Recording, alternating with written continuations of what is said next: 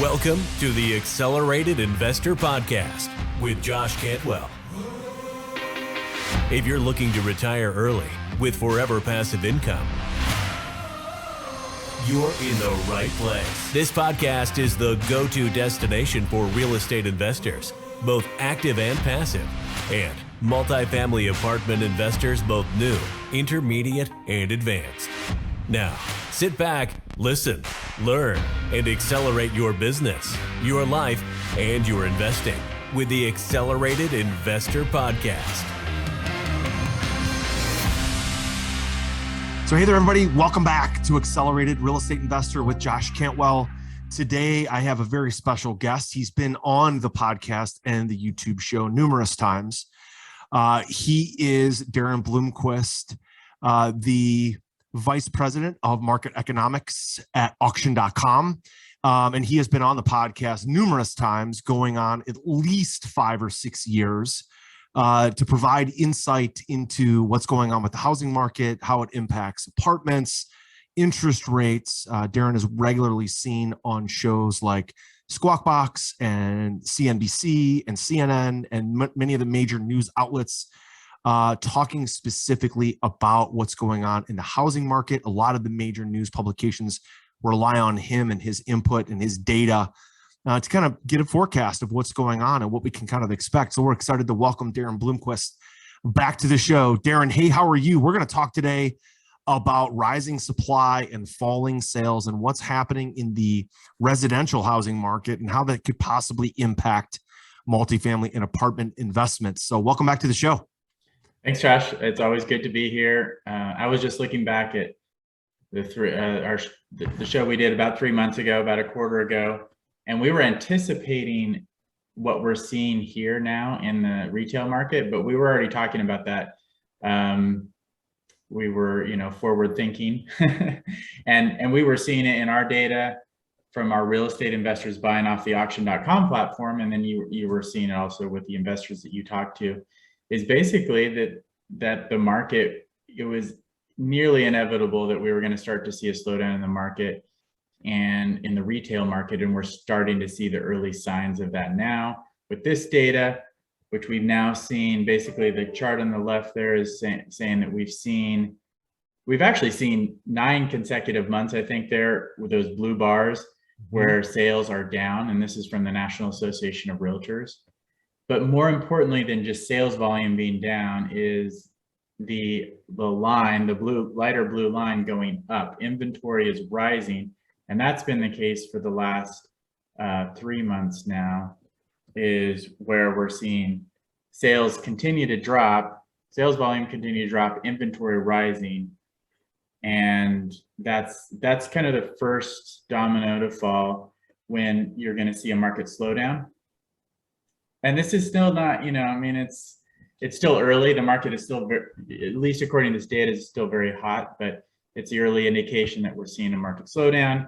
There's more kind of on the ground, frontline anecdotal data that probably a lot of your listeners have heard that indicates the market is continuing to slow down.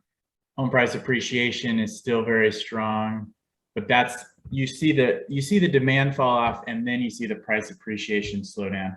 And so I would expect that home price appreciation on the right-hand side there, it's kind of moderating, but it's still at 15% year over year nationwide. Right. But I would expect that to fall down and go probably by the end of this year, go into the single digits at the very least, at least on a national level. Interestingly enough, this data really supports a simple supply and demand conversation, because if you look at home price appreciation prior to COVID, right, March of 2020, home price appreciation is in the 5% range. It's in the 7% range. It's in the 3% range. It's, kind of pushing towards 10%, but it's still in the single digits every quarter, every month in 2019. Kind of very normal-ish growth. Then obviously in March, April, May, June, home price appreciation drops because nobody's outside of their houses and nobody's going anywhere. Everyone's home and masked up and scared. And then in July, the summer, things start to open up. There's no inventory to speak of. So prices start to skyrocket. And you can see that prices continue to skyrocket in late 2020, 2021, really going up, 25% home price appreciation in July of 2021. It's just unbelievable year over year, 25%. So if you had a $400,000 home and your house grew by 25%, you made $100,000 in that year over year difference. Amazing. And now, as you see, rising interest rates, year over year sales slowing down, inventory going up, home price appreciation starting to temper a little bit. Although it's still, like you said, Daren, 15%, which is way above the historical average. So what does this kind of tell us about what the Federal Reserve is probably going to do? To me, this just indicates probably continued interest rate hikes to try to continue to kind of slow down the market a little bit. Don't you think? I think so. And that, I was actually, again, I was going back and looking to see what we said last time to see if any of that actually came to fruition. But we were talking about the prospect of recession versus inflation. And I still think the Fed is, from everything I see, is on the side of they don't want a recession, but they'd rather have a recession than runaway inflation, which includes home prices. So I would expect those interest rate rises to continue. There are other levers that they're pulling to stop buying mortgage-backed securities, which helps to provide liquidity in the real estate market. That's going to continue, which we would continue to see this trend in the housing market. And many people, including I think yourself and myself, would say that that is the best path forward, is a path that gets this under control sooner rather than later. Agreed. And the last time we talked, we talked a lot about home price affordability for the last several years, actually, especially in certain markets, coastal markets, and home price, affordability was already becoming a major issue. And it was also driving up rents on commercial multifamily and apartments because, home buyers were having trouble finding a home, number one, and it was runaway unaffordable, number two. So those people were staying in apartments and renting, which is good for my business, but not really good for the overall market to have just this non-affordability issue. But as interest rates go up, you still have kind of another now affordability issue, which is your cost of capital. Your cost of your mortgage is more expensive. And as you saw on the previous slide, and as you mentioned, Daren, the cost of homes is still appreciating at 15% per year. So what is this doing to homeowners as far as affordability? The constraints are it's almost like they're getting pushed on every side.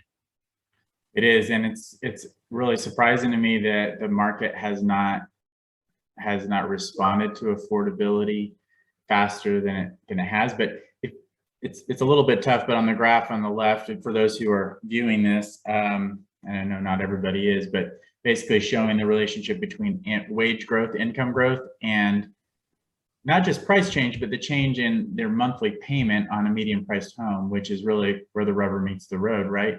Mm-hmm. And so we really saw the shift, the increase in your monthly payment on a median priced home for someone buying with a median income or a median priced home, I should say. It really shifted back in the beginning of 2021, around February and March. We started to see the payment rise faster than wage growth, which is not a big deal. You see that up and down, but that continued and has continued since then. And now, with the interest rates rising, the number that just sticks out to me is crazy is in May of this year, the monthly payment on a median price home is up 51% from a year ago. Oh my. So home prices are up 15%, 1.5.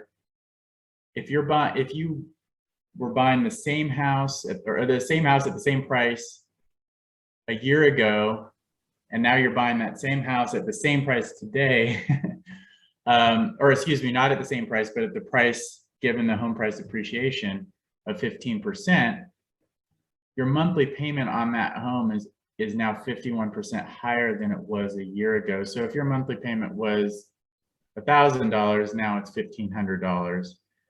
That's a big, a big change. And that's, I think, why you see now that the market is finally starting to respond to that affordability that I thought it would respond to sooner, but just the lack of supply and the strong demand was keeping it hot longer than I had expected it to be. So when you say the market's responding, on the previous slide, we saw the year-over-year sales, the number of sales units is down. That's one metric of the market responding. Existing homes for sale, the inventory going up.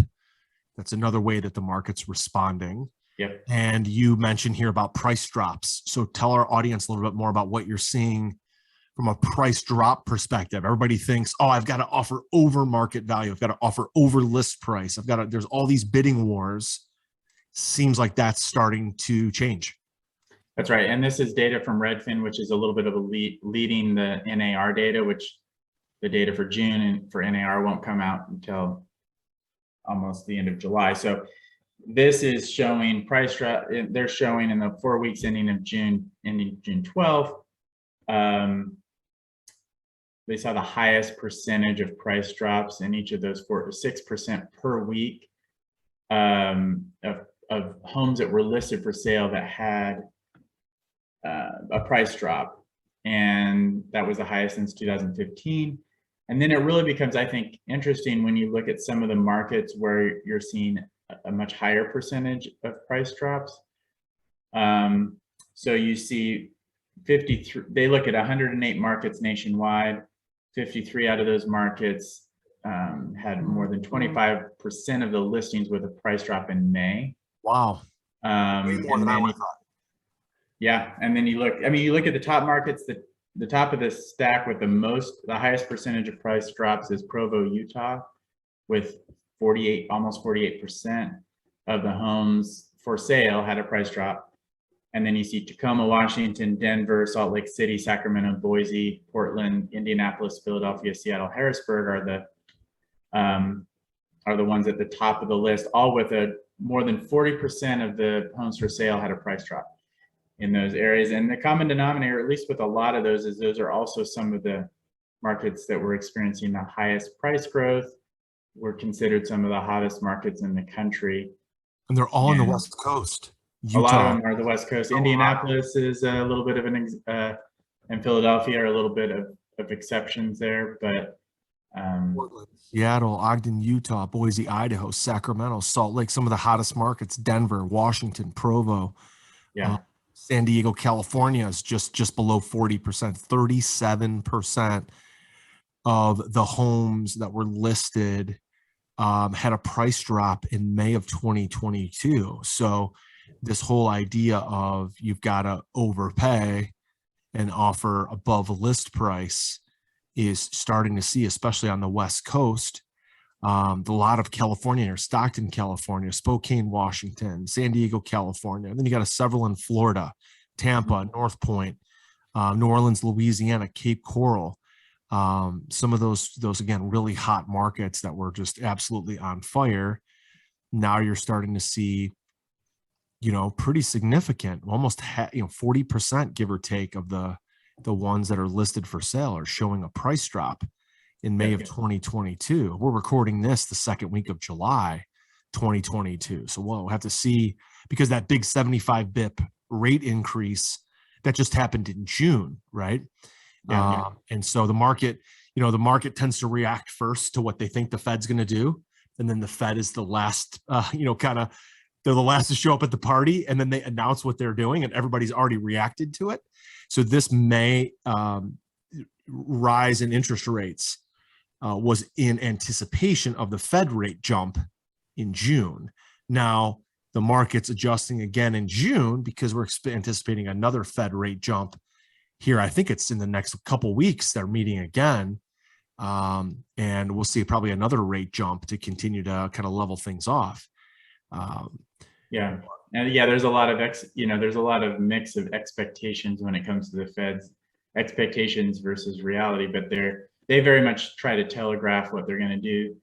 So the market has it baked in. There's not some big shock when they raise the rates. But I would suspect that this is data from May. The real estate data that does tend to lag, but I would suspect this is going to get worse before it gets better, as sellers have to kind of come back to earth and back to reality with what they can get for their homes, given the affordability environment that we're in. Are you ready to automate and explode your real estate investing?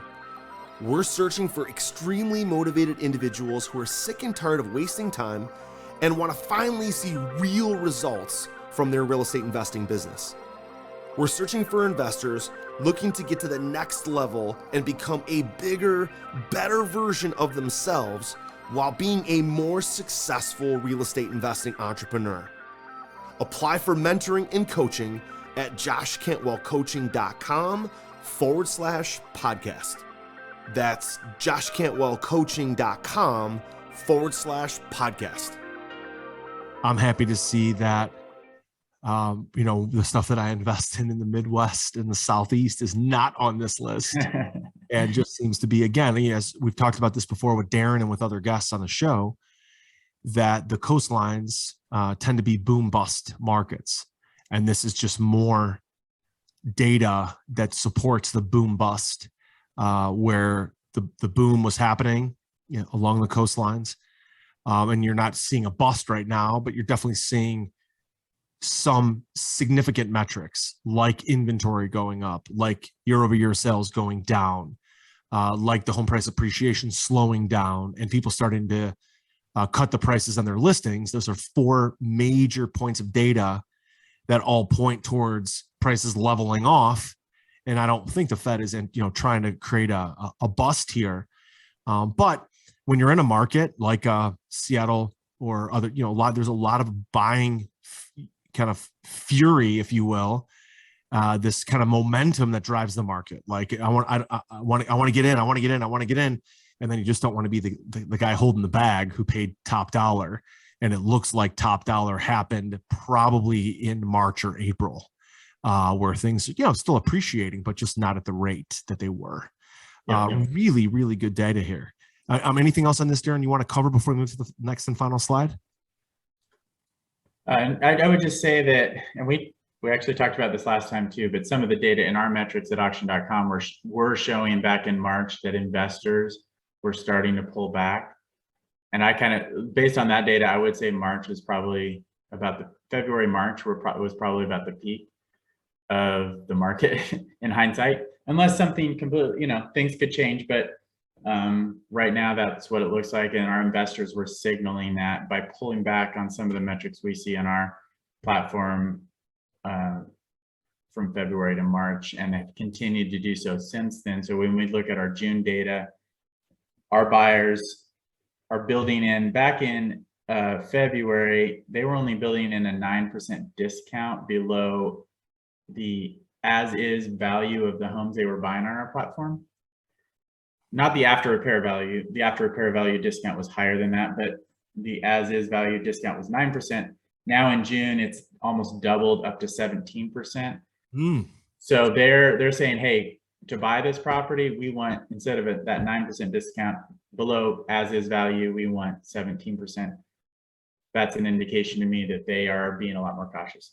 Yeah, we're definitely being more cautious as well with our apartment acquisitions. We have a deal that we just looked at. And we're one of the last and final buyers, and the price that is probably going to trade at is about $1 million less than the seller indicated they wanted. There was a couple different prices thrown out, and it's not final, so I don't want to mention the price, but all I'm going to say is that with the buying fury that happened a year ago, I think the seller anticipated a certain price. The broker was a little bit more realistic with a little smaller expectation. And the price that we're at and there's one other buyer that's in the game, is even below that number. And so the apartment buyers have pulled back as well, very similarly. That's interesting. Yeah. Now, the other thing we wanted to talk about today, Daren, was this seriously delinquent mortgage, another lagging indicator that can add more inventory to the market and can kind of bring a market down. Are foreclosures, delinquencies, forbearances, these kind of things, because they take so long to work their way through the proverbial snake of the foreclosure process. And we still have a lot of borrowers that are seriously delinquent still from when COVID happened and everybody was given some, forbearance and some mortgage protection. Those were federal laws that were put in place to give people a foreclosure moratorium. That has to rectify itself over time. Tell us what are you seeing of these seriously delinquent mortgages kind of, kind of having their moment where it has to work its way out of the system somehow. Finally looks like some of that's starting to happen. That's right. And I would say the good news is the red line there, the bright red line, which those of you who are watching can see, is that overall seriously delinquent numbers are going down, and they're going down fairly quickly. They're down to under 1 million, well under 1 million now. Seriously delinquent loans. At the peak during the pandemic, they were at 2.6 million. Yeah. So that's come down. Before the pandemic, they were, I think, around 400,000. So we got like 200,000 to 300,000 more than pre-pandemic. So that's still elevated a little bit, but it's coming down, or I shouldn't say a little bit, but it's still elevated, coming down. That's the good news. All those programs, I think we can say, it's safe to say at this point, did prevent that kind of dreaded foreclosure tsunami that some folks feared that a crisis like that could trigger. So that's the good news. The other side of the coin, though, is that at some point there's some of these that have been delayed that would have happened, some of these foreclosures that would have happened anyway, and those were held up by these blanket moratoria and forbearance programs, and those are finally coming through. And so when we look at what I call unprotected seriously delinquent loans, those are rising, even though the overall are down. So but the numbers are much smaller. So as of the end of May, there were 373,000 seriously delinquent mortgages that were not protected by forbearance. They're not protected by the moratorium anymore. That has expired. And they're also not protected by loss mitigation. So many of these forbearance delinquent loans went into loss mitigation, where they could get some kind of payment adjustment to try to get that homeowner or that loan performing again. None of that is true for these 373,000 loans. So those are going to be the highest risk for actually being foreclosed on in the future. And that 373,000 is up 91% from a year ago. And a year ago is right when the moratorium ended. So from that point where the moratorium ended, blanket moratorium, we're up 91%. That sounds scary, but it's not. It's 373,000 delinquent loans. Again, that was out of 2.6 million at the peak that are in this category, but that is going up. And then if we look at FHA specifically, which is in my mind the highest risk going into this crisis, the highest risk mortgage product, those that are seriously delinquent but not protected by any of those programs. That number is up 100% basically over the last year for those FHA loans. So there's more inventory coming here, but it's not that massive wave that would knock the market off of its rails. Now, of course, we have this macro stuff going on that we just talked about.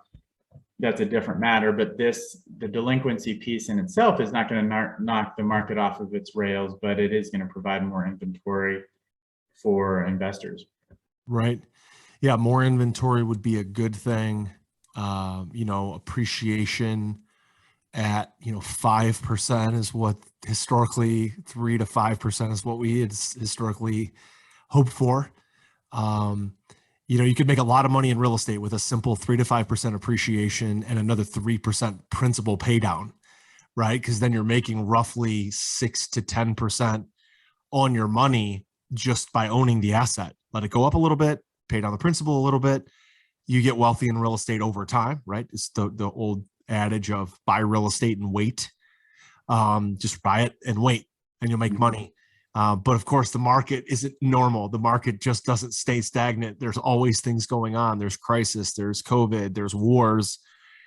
There's the Federal Reserve keeping interest rates too low for too long and then raising them too fast. And nobody can quite get that right. But it still kind of leaves, it still kind of goes to show. You buy real estate at the right price, make sure it cash flows, hold it long term, and you're going to do really well with it. And I had a great quote the other day, Daren, and we can kind of wrap up with this, is the only time you ever lose money in real estate is when you're forced to sell, right? You can't lose money if you're able to wait out the storm. And so the way you wait out the storm is by owning the asset, cash flowing the asset, make sure that you're rent positive, net free cash flow positive, and you can always wait out the storm and then sell when you want to. And that allows you to have options.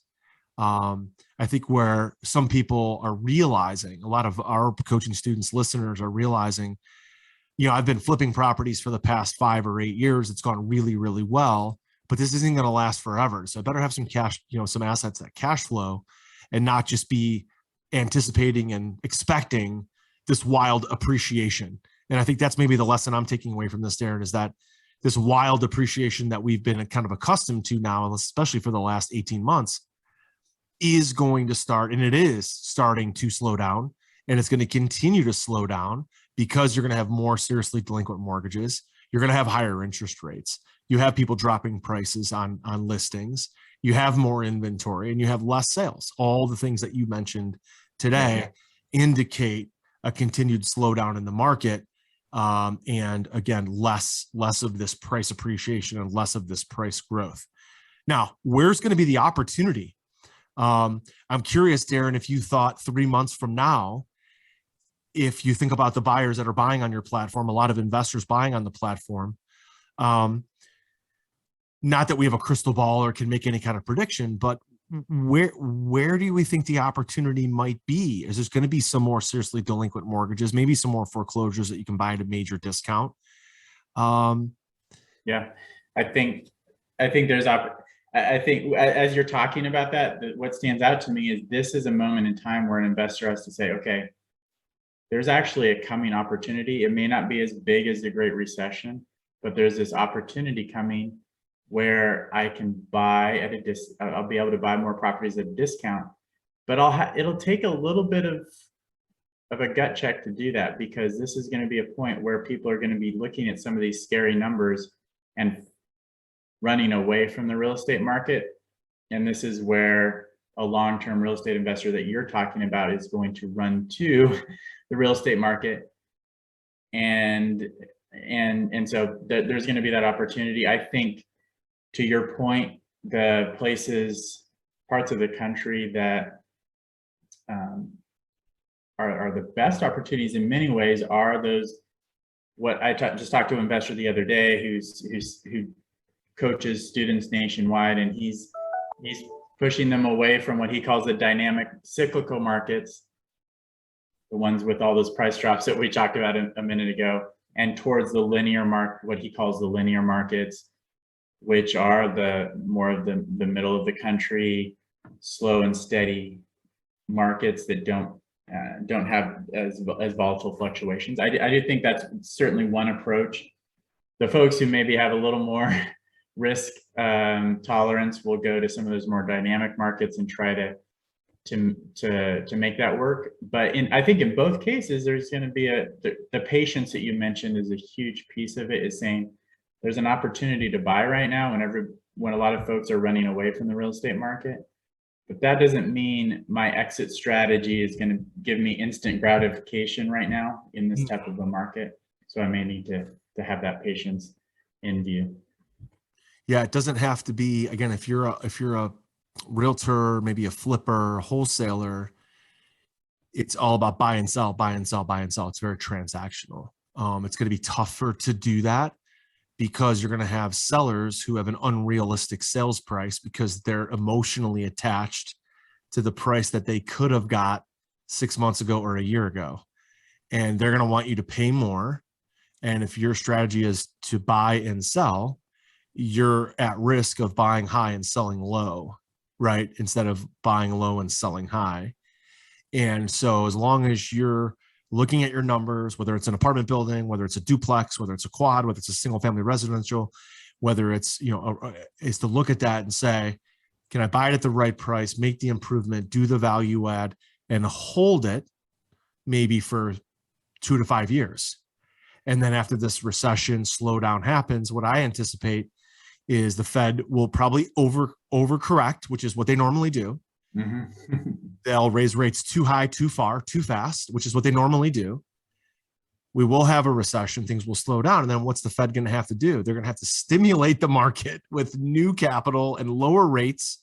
The market will pick back up, and then that's a good time to sell.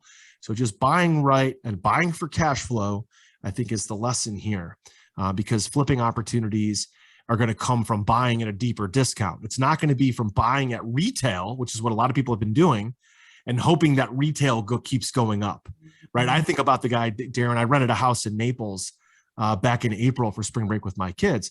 It was a house that a year ago or 2 years ago would have sold for $500,000, $600,000, $700,000. I talked to the property manager. I said, hey, if you listed this house right now for sale, what do you think you'd list it for? And I almost fell out of my chair. He said $1.75 million. Wow. And I looked at the amount of money I was paying him for it was an Airbnb. I'm thinking, okay, I'm paying you roughly $300 a night. Even if this place is listed out or rented out all 30 nights this month, you're only getting $9,000 of income. If you've got the property taxes to pay, the property manager, the insurance, the water and sewer bill, because of course there's a pool there. And then you have a massive mortgage on a $1.7 million property. Let's say your mortgage is $1.2 million or $1.5 million. You are probably upside down, right? That's the buyer that I'm most afraid for. I agree. The guy that bought that house thinking prices were going to continue to go up.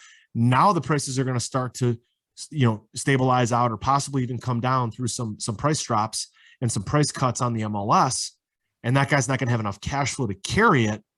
And he's actually going to have bought high and sell low, right? That's going to happen to some people who bought back in, let's say, April or March of this year, expecting more and more and more appreciation.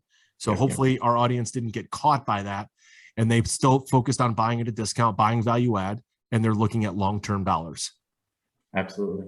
Yeah. And this page is really capturing the pandemic distress. What you're talking about is like a second step.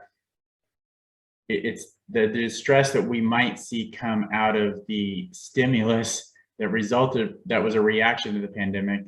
And I'm a little bit concerned about that more than I am about the actual distress caused by the pandemic itself. Yeah. Fantastic stuff, Daren. Listen, if our audience wants to read your reports, it's always auction.com/in-the-news. Is that right? Is that still the place to go? That's right. Yep. Okay. Auction.com/in-the-news is where Daren produces all kinds of data reports. He's got a great team that works with him to produce this stuff. We only covered a small fraction of all the data and information that Daren could have shared. We'll have him back on the show really soon, but make sure you go to auction.com, bid on the properties there. There's going to be more opportunity there for you. And then make sure you read up on Daren's research reports at auction.com/in-the-news.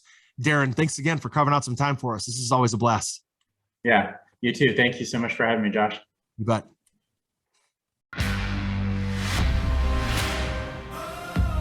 You were just listening to the Accelerated Investor Podcast with Josh Cantwell.